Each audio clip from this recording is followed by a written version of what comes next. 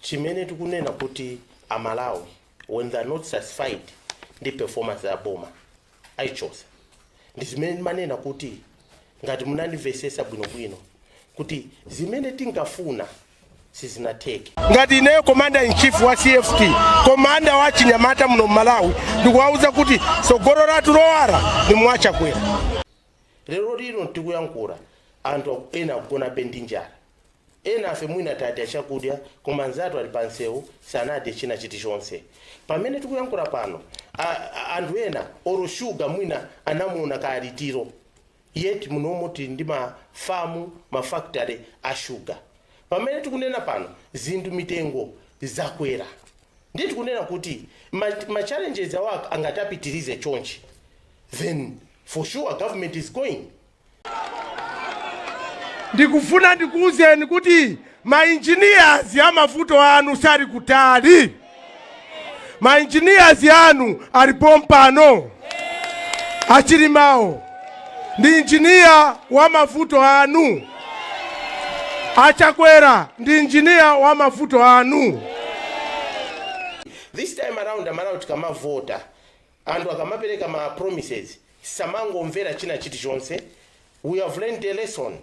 Chimene ndikunena ndichonera kuti moving forward mundu akamana kuti tizakupasani fertilizer ochipa azifotokoza mwamvemvemve kuti azapanga chakuti how you understand kuti Amalawi fertilizer akale ochipa kuti Achinyamata apeze zinchito kuti Achinyamata apeze ma business kuti umbava uli mboma ali ute solution ndi mozi basi Achinyamata onesese kuti akavote ndipo akavotera achakwera fertilizer azachipa how tikamanya kuti zinchito Achinyamata zizipezeka how tikamanera kuti transformation ndi kuchoka ku zinthu zoyipa ku zinthu zabwino. Now ku zinthu zoyipa kumene tichoke ndi ku UDF ndi DPP. Ku zinthu zabwino kumene tupite ndi ku MCP ndi UTM Alliance ndi onse amene ali mtonse alliance.